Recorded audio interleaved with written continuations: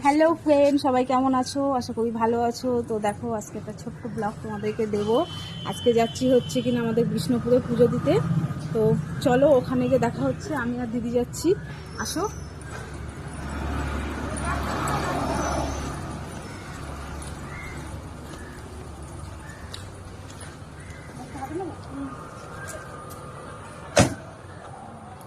বসবো? বলছি দাঁড়া, আমি আগে ঠিক করে নিই। বাবা, আমি শাড়ি পরে এই মাত্র বাজার থেকে আসলাম। বসবো? বাবা কাদা তো কেন, বসলাম। দেখিস খেলে দিচ্ছিলাম, পূজায় বসেছি আমি।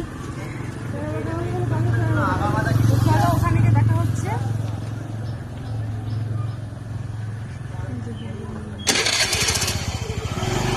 তো চলে এলাম ফাইনালি সাত সমুদ্র 13 নদী পার করে মাকে পুজো দিতে। আর সাত সমুদ্র 13 নদী পার কেন বলে বলো তো বন্ধুরা? এটা হচ্ছে কি না অনেক অনেক অনেক পুরনো একটা মন্দির।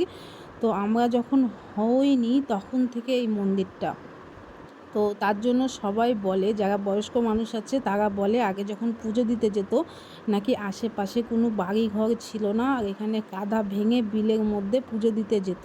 আর এখানে মা মনসা একদম জাগ্রত, যে যেটা মন থেকে মন দিয়ে চায় সে সেটাই পায়, তার মনস্কামনা পূর্ণ হয়। আর এখানে পুজো হচ্ছে এই মাসে কিন্তু 17 তারিখে, ইংরাজি 17 তারিখে লাস্ট পুজো। তো তোমরা চাইলে এখানে আসতে পারো, পুজো দিতে পারো। আর তোমাদের মনে যদি কোনো চাওয়া পাওয়া থাকে তাহলে তোমরা চাইতে পারো, অবশ্যই তোমাদের আশা পূর্ণ হবে। আর এখানে দেখো কত লোক প্রচুর লোক দূর দূরান্তর থেকে এসে এখানে পুজো করে। তো আমরাও চলে এসেছি, ছোটো থেকে এত বড় হয়েছি, কোনো দিন কিন্তু এখানে আসিনি বা আসল গুয়াটা আমি দেখতে পাইনি।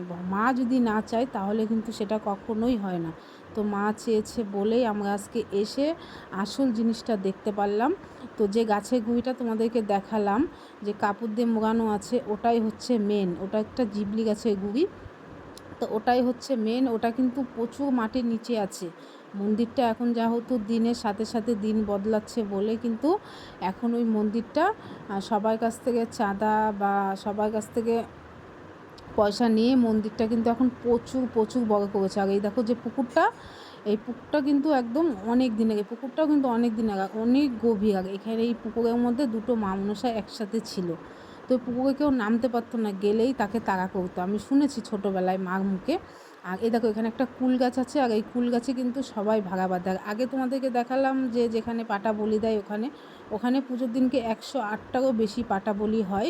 প্রচুর প্রচুর লোক মানসিক করে, তাদের মনস্কামনা পূর্ণ হয় বলেই কিন্তু পাঠা বলি দেয়। আর এই শিবলিঙ্গটা এখানে ছিল না, এটা কিন্তু নতুন করেছে।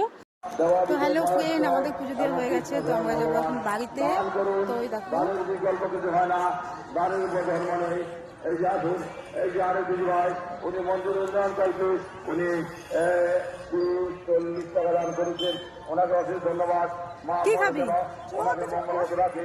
তো চলো দেখি কি খাওয়া যায়। মঙ্গলমত রাখে, ওনার ফ্যামিলি যারা আছেন তাদেরকে মঙ্গলমত রাখে। আসুন, দান করে যান, দান করবে। এই যে আরো দিদি ভাই, উনি দান করেছেন, ওনাকে অশেষ ধন্যবাদ। এতক্ষণ পর এখন আসলো।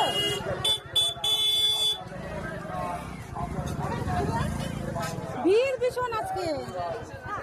হ্যাঁ, আমরা যখন এসেছিলাম ভালোই ফাঁকা ছিল।